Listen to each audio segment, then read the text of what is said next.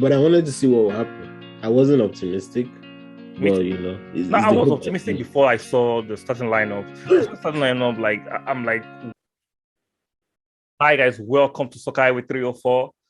I'm smiling. W is smiling. We had a decent victory, in my opinion. I'm happy. At least we stopped the bleeding. We put a halt to the wrath. So I'm Mhm. happy. So we're going to be doing the review of the match that ended a few hours ago. Chelsea against Arsenal at the Stamford Bridge. The Stamford Bridge seems to be our second home. I'm Yeah, enjoying it. So, guys, yeah, we please love it. like, share, and subscribe to the channel. We'll give you a minute to do that. Please like, share, and subscribe to the channel, and turn on your notification bell too. Double, you're welcome to this review. What's good? Thank you. It's good to be here. What a great day to be a gunner, right? Did you visit your dentist? You're smiling brightly. Teeth white. Arsenal. Arsenal. I think we played at home today. Was it not? Was it? Played at Interesting. home. We seem to love the bridge. Yeah, Chelsea seems to be our rebound chick. Anytime we're going through a drought, Yeah. it's Just just call out. just cause, Like Eddie does after he scores. yeah, exactly, because I remember last season too, when we were going to a Tory path, Yeah. terrible form. Yeah. Chelsea gave us our mojo back. That's a good luck charm right there. Anytime we're going through a funk, Exactly. let's just go to Stamford Bridge. Yeah, that's Chelsea, man. It's good to have that, that babe that's on the side. Anytime you're going to a drought, you can always know. Christensen, what a beautiful gift. Wow. That was a beautiful gift. Before we get to that part, right? How did you feel when you saw the lineup? Because when I saw that lineup, I was like, what's going on with Arteta? I couldn't see the right back. Right.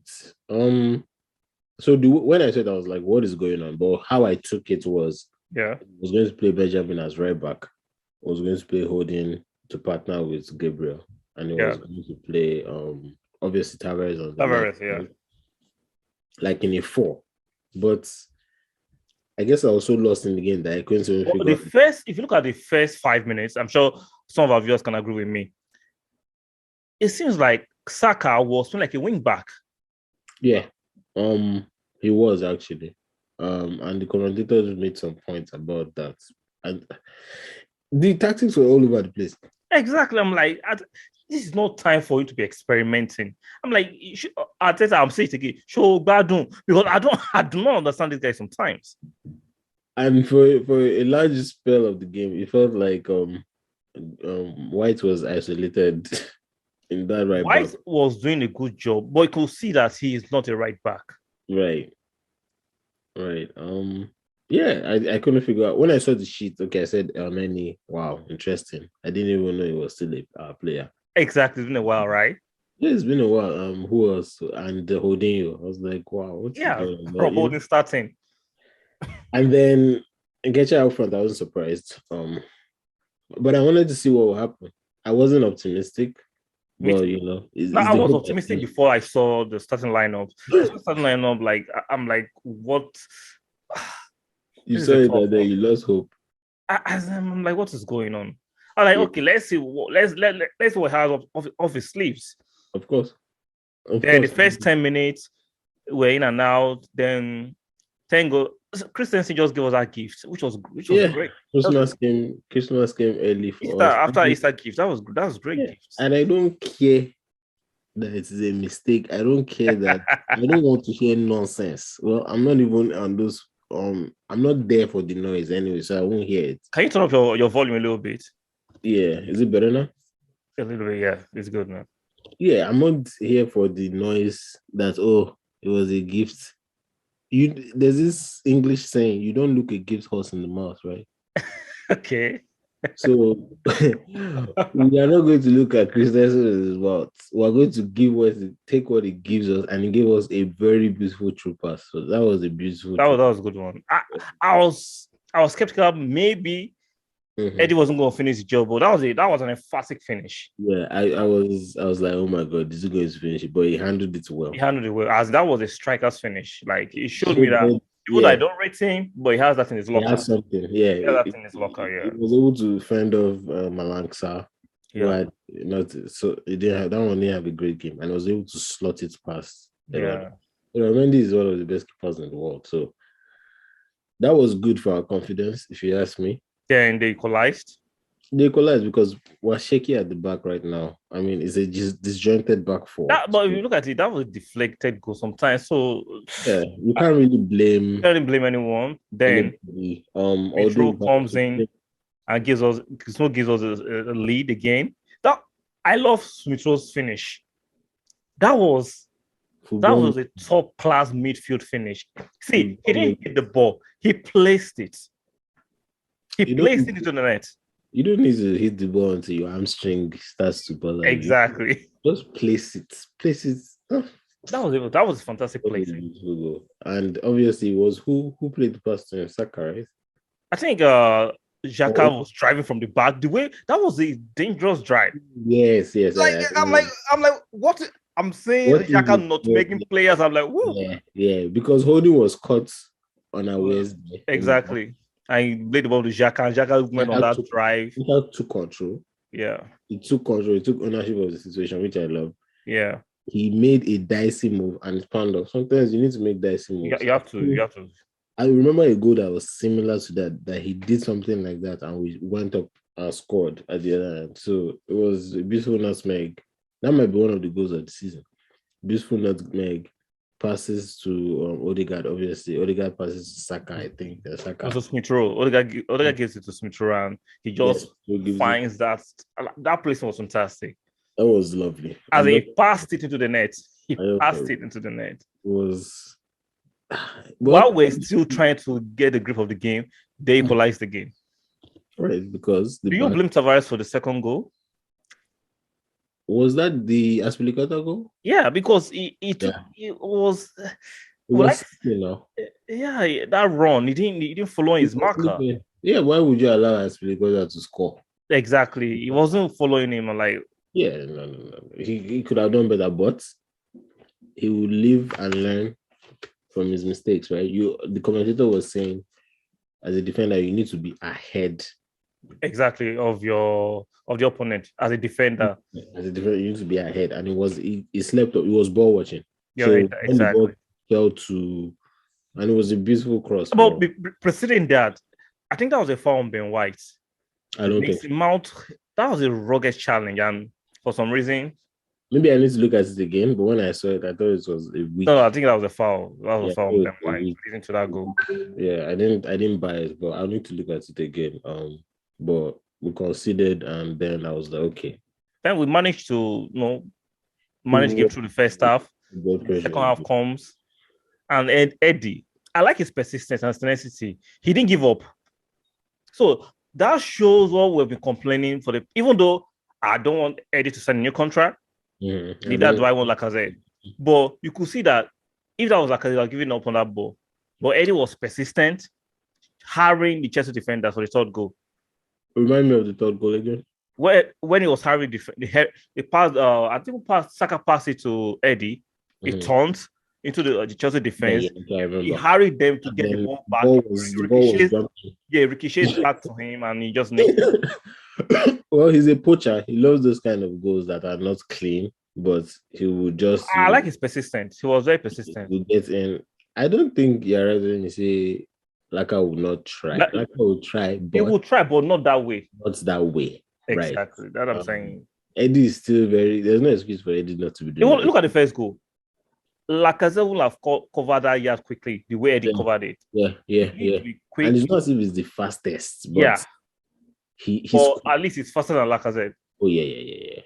So for his brace, I loved his brace. And he needs a goal, right? He needed this. Yeah, he got 2 goals. So that would do well for his confidence against, because he was a youth team player for Chelsea before he came to Arsenal, yeah. It was late. That would be good for his confidence, which we need towards the end of the season. So we need him for Man U the weekend. So that will boost his confidence for Man U. Man U, please give us Then Saka ends it with scoring a penalty. That was good, right? What I say, Saka is. I don't even praise Saka that much because there's some players that you don't need to talk about them because But you know they're always consistent. yeah. So he deserves this goal. So now I think he's tied for highest goal with ESR, right? Yeah, we in the national team. Yeah, ESR, yeah. 10 goals each. Yeah. Do I think it was a penalty? I don't think it was a penalty actually. But I'll take it. If I hear say I don't take out. Right now, see, I'm not trying to be upright or too objective, but I have to be objective, right? But okay, let's be objective, right? Mm-hmm. I think it's a 50-50. So when somebody is 50-50, yeah. is it that way? Away today. Went away today, but most of the time it doesn't go away. The most of the time it doesn't go so away. So it's a 50-50, and we'll take it. Yeah. When Providence smiles on you, you need to smile back at Providence. Quickly. Exactly. So it was a good, and I love the fact that he went and grabbed the ball immediately. That just shows his mental strength. After the Euros and all that mess, the bloody English, but he was able to look his. I love the fact that he wanted to take it. Yeah, and it was a beautiful penalty. If Mendy gets right, I don't think he'll be getting it because it was at the edge. Yeah, pretty much at the edge. So that was a good, and I think it was a good height as well. So it was a good game. And then Ateta made some good changes as well. He brought in Cedric, he brought in Martinelli. So we're able to keep Martinelli in the striking position. Exactly, to keep them busy. Martinelli did all right. Like I've been saying before, right? See, with all the hold-up play Lacazette has, if you don't have pace, it's for nothing. It's for nothing. Because you make the defenders work less and they're going to push up the pitch. Right. So if they're afraid of running, you're going to run back and pace them out. So you can see that even though Nketiah are not the quickest, right? There was a difference in how we play today. Yeah, and he even did some. I saw him hold the ball up a few times. Yeah, and he looked. So we can continue with our grandfather Lacazette. We like him, we respect him. He can come in for a cameo of 10 to 20 minutes sometimes, but starting now, I'm sorry. There's no way that Nketiah is not starting against United. Except if he has COVID or an injury. There's no way because he just bagged the brace. Yeah, exactly. He's more dynamic. He's going to put the defenders on the edge. It's going to bother them. He's going to draw them to the other side. But Lacazette could do a bit of that, but he was too stationary. He was too pedestrian. Was very predictable. Yeah. He was not just... See, you remember there was a time this season, right? Lacazette was reverted to a 10 when Aubameyang was still here. And after a few games, teams adjusted to him. Yep. Now we are playing as our number 9 that links up. Teams have adjusted to him. Yep. Unfortunately, he's not that of a dynamic striker. Unfortunately, and we have moved past that. Yeah. There's no shade of disrespect. Lacazette, he has been a very fantastic servant, but it's time to move on. Yeah, and what do we need now? We need results. So exactly. So hopefully, like I said, I see a glimmer of hope that we could nick into the Champions League, but I'll still take Europa League. Not because I've tanked my standards, but let's be realistic. Whether you're Arteta out or Arteta in, let's wait to the end of the season for us to have that conversation, right? Yeah, I mean, remember the first 3 games of the season. If someone had told you would be in this position, fighting for 4th at that point, after 3. Exactly. But on the other hand, you can look at it, if the opportunity offers itself, why don't you take it? But like I said, whether you're Arteta in or out, let's wait to the end of the season. We can have that debate. Right. That's the best thing. We are 7 more games to go. There's no need for bickering and fighting. Yeah. Let's wait to the end of the season. Then we can take it from there. They just gather all our support into supporting the team. The team should come first. What do you think? Oh, yeah. Yeah, because at the end of the day, if the team succeeds, you're better. All happy, exactly, yeah. Yeah, Champions League. It would be great to... We just need to... beat Spurs. No, I'm saying... But we just need to be wary of our expectations. Exactly. And let's be realistic. Yeah, prepare for the worst. It doesn't see me settling for Europa League if you don't get Champions League. It's not me tanking or reducing my expectation or being a bomb ass supporter. No, it's being realistic. Yeah. I don't care how ambitious you are. You have to live in the real world. At this moment, we are not the Arsenal of 2006 or 20 or 2000. I don't care how you think your aspirations are high. Or I don't care. You live in the real world. Let's be realistic. You can't compete against the likes of Liverpool and City at the moment. In the future, yes. But at the moment, you can't. Yeah. No matter how you install the Kroenkes, you install Arteta, Edu, it doesn't change anything for now. Save your energy. Even Chelsea today, I think Chelsea today were poor. Let's be real.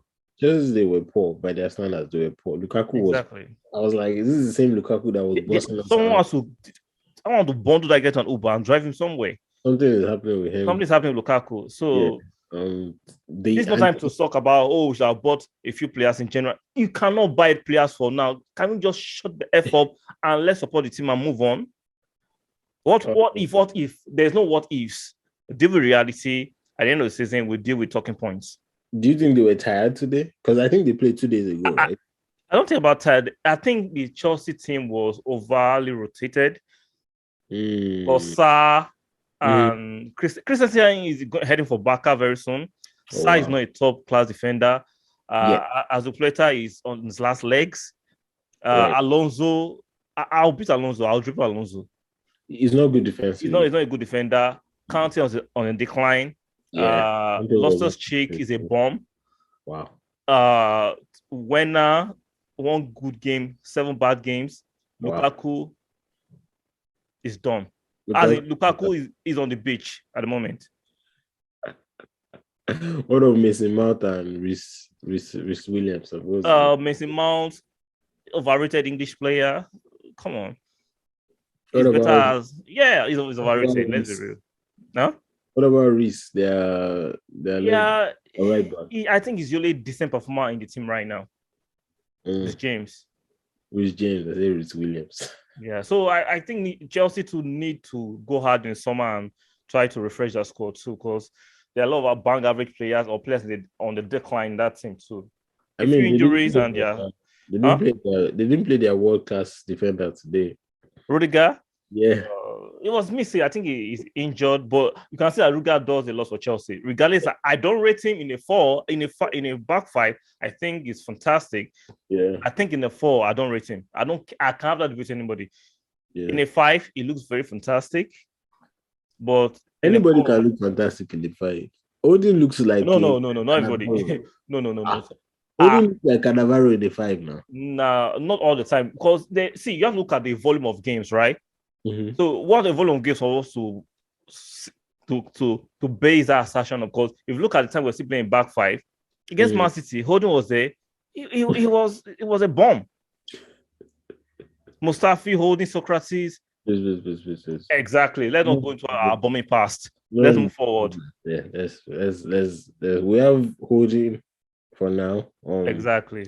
So we can get some better personnel in this. Exactly. Guys, please like, share, and subscribe to the channel. We'll give you a minute to do that. Please help us grow this channel. Like, share, and subscribe. Give me player ratings. Let us round off the review with player ratings real quick. I'll start with Ramsdale. Quick one. 6. Saka. Saka 8. Wow, you've been generous. Ben White. I'll give him a 6. Gabriel. I'll give him a 7. Tavares. I'll give him a 6. Xhaka. I'll give him a 7. He played Oneni. I'll give him a 6. Odegaard. I'll give him a 7. Smith Rowe. I'll give him an 8. Eddie. I'll give him an 8 as well. You are very generous. Okay, let's go to the substitute that came on. Martinelli. He didn't really have time to do anything. I'll give him the 5. 6. Yeah, I'll give him a 6. Just because. Okay, with Cedric. As well. Cedric wasn't there long enough. I'll give him a 6 as well. Okay, who is your man of the match on the Arsenal side? I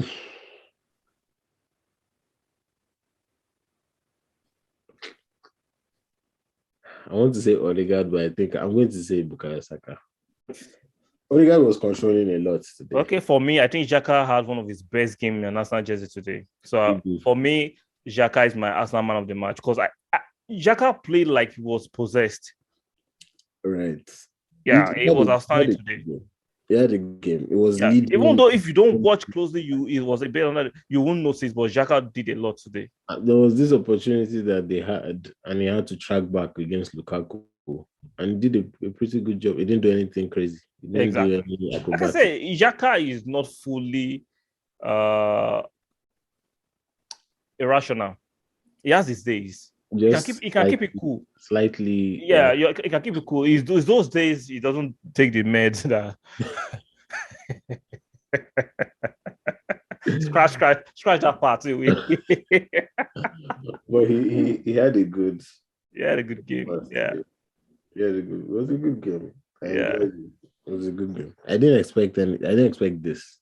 Me too. I didn't expect a victory. Like I said, I will take a victory, but I said, do not lose the game. Like we said in our preview, do not lose the game. Yeah. But thank God, we're able to nick something. We don't even nick something. We won the game. 3 points, fantastic. So let's not just destroy it by going to lose on Saturday to those red ribbons. Let's continue momentum and get a desired result on Saturday. We cannot afford to let those ribbons come to Emirates. And we cannot afford it. Yeah, not with the form that they're on. Exactly. We know Ronaldo's going to be back. He lost scoring against Arsenal. We need to not allow that happen. Is he going to be back? He's going to be back, yeah. He should take some time, more time off now. No. He's going to be back. So watch out for the preview to the Man U game tomorrow. Hopefully, Double O will do that with me tomorrow. Yes. Yeah, watch out for the preview to Arsenal against Manchester United at the weekend tomorrow. Guys, like, share, and subscribe. Your last words, Double O. Good win. Let's kick on from here, as they say. Exactly. We got those 3 points on Saturday morning. It's early kickoff, right? I've not checked the time, but I'll check it. It's 7. I think it's 7 a.m. Okay. But yeah, good luck to us. Let's finish strong. Yeah, good luck champ from Chelsea. So. Exactly. So since we've gotten our rebound back from Chelsea, let's keep on momentum. Let's go on Saturday and keep on momentum. Guys, thanks for watching Soccer Highway 304. Like, share, and subscribe. You'll see R&W will be here for the preview tomorrow. Watch out for that video. We'll see you guys tomorrow. Good night. Have a good one, guys. Yep.